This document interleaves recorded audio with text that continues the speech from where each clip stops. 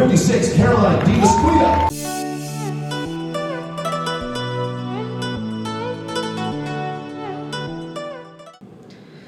Welcome back, everyone. Today on my chat, talking about a topic that came up while I was at the gym the other day, and it is workout intensity. So first off, I'm not a doctor or medical professional. Always seek someone with additional education and degrees for specific guidance for you. Now, where does intensity come into play? I think it's important for everyone, and here's why. If you are going into the gym and in your mind, you know that you can train a certain movement to a certain number of reps, to a certain weight, great. Now, what is your intensity during that exercise? And if you don't know how to gauge your intensity, you can look up what's called the rate of perceived exertion scale. And I just did a post about this on Instagram as well as my blog, so you can check that out. But I will show you here what I use a modified scale that goes from 0 to 10. And essentially, you are using a number to quantify how much effort you are putting into that training session. And if you know that you're feeling like, oh, I'm pretty upbeat, this isn't very difficult, I can push more weight, you're probably on the lower end of the scale. If you are heaving and can barely breathe and don't really have the ability to talk, you're probably on the higher end of the scale. If you can't push as many reps and you have like a couple reps, 3 reps in the tank, you're going to be closer to a 7 to an 8. If you have maybe 1 rep in the tank, you're closer to a 9. Those are ways that you can kind of gauge it. So as you're going through your workout and your training sessions, think about that. How much are you actually pushing? Now, you're not going to be at a 10 every single set, every single movement. However, that is where the difference between an average gym goer and a performance athlete come into play. And this is something that I have been teaching my clients specifically, is how to increase their intensity. How can they focus on the movements, going to the gym with a purpose.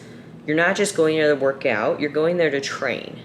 And I can't even tell you how many people I see in the gym that are there just chit-chatting away 20, 30 minutes with different friends, or they're sitting on their phone between sets for what seems like 10 to 15 minutes per rest period, and it's not something like heavy squats or heavy deadlifts.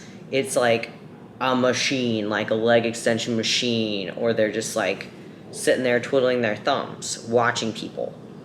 So that goes into your intensity, is how long you're taking rest periods. And are you actually going there to progress yourself? Because yes, you need to rest, but in order to progress, you need to push yourself too. So when it comes down to it, like the average gym goer is going to come in there and your RPE is going to have its ups and downs. Not every day is going to be strength and super hard for you, but not every day is going to be easy either. And the best recommendation I can make, and this is for anyone, if you can track your progress in some type of tracking log or on your phone to know how you felt that day. And maybe you do this for your coach when you check in, notating what your body is feeling like, what's your biofeedback. That is going to help you progress more so than just focusing on going balls to the walls, getting as many reps as possible with a low weight, or getting super heavy weight with like a handful of reps. So then you have our more advanced athlete, typically someone who's doing a competition prep, maybe intense training for like a marathon, triathlon, things like that. Those people that you see in the gym training like that are usually on the higher end of the scale when it comes to their intensity, and it's almost every time, unless they're in a deload. And when they go in there, you can tell that they are on a mission. Like, that's how I have always been, I feel like. And even in some of my videos with Mountain Dog, you'll watch when he's training me, like, I'm there to train and to grow. And that's something that I'm going to miss now that unfortunately he's no longer around, was I always look forward going to see him because it gave me this different type of hunger and energy to be better. And I train by myself most of the time. But if you train with a partner, this is something that you need to coach your partner on and saying, don't let me give up. Push me to that extra 2 reps. And that's another thing here too. Competitive athletes don't always count the reps. You're not always there to, oh, my program says get 10 reps. I got 10 reps, on to the next set or on to the next exercise. It's kind of like you're just checking it off the to-do list box. Now, don't get me wrong, there's going to be days where mentally, cognitively, that's all you can do, but you're still going to be pushing yourself. And you're focusing on getting to that max effort, getting it up to the 9 to 10 RPE. And by the end of that exercise and that workout, you're like, I gave my all.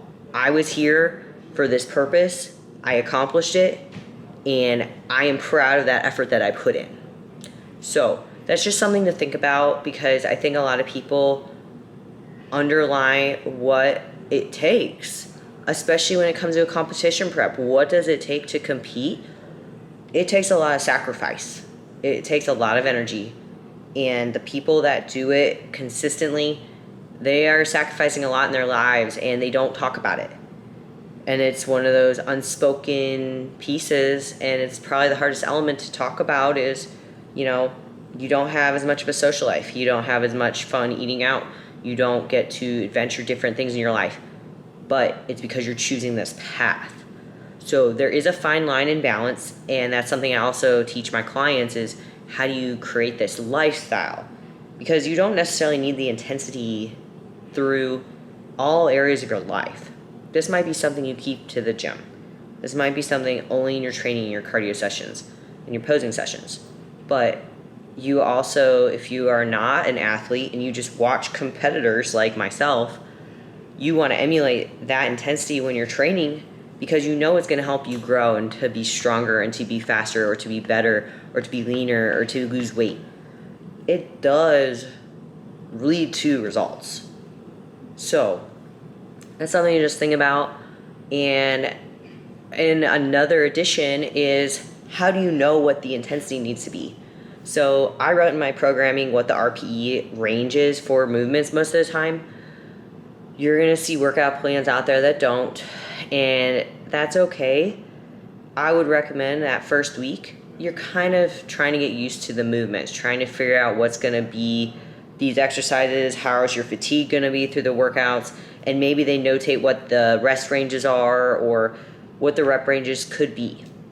If the rep ranges are lower, odds are you're going to be working at a higher RPE to increase that intensity and difficulty. Now, if they are lower, say the rep range is like 10 to 12 or 12 to 15, your RPE might not be quite up to the higher end. It might be towards like a 6 or a 7. So it just depends. I actually just started a new training block, and let me tell you, it's been hard. I'm deloading because I'm getting ready for my menstrual cycle, so I always deload the week before. It helps with the hormones because my hormones are usually bottomed out this week. So that's something to keep in mind too, is just knowing where your hormone profile is at. But if you're starting a new workout program and training protocol, you just need to start testing it out, knowing where your body's at. You don't have to go balls to the wall that first week. This is what I believe in progressive overload, is you're going to improve week over week, whether it's the volume through reps, the volume through weight increase, or iso holds, drop sets, cluster sets. That's creating overall frequency increase. So if you have questions on training intensity, go ahead and comment them below. Let me know your thoughts on where your intensity is at right now, and what are some things that you want to work on, or questions you have on how you can improve that within your own realm. I am taking on some new clients right now as well, so if you have any interest in working with me, just send me an email. You can set up a free consult call. So hope this helps. Go into the gym with a plan and with a mission and make it happen.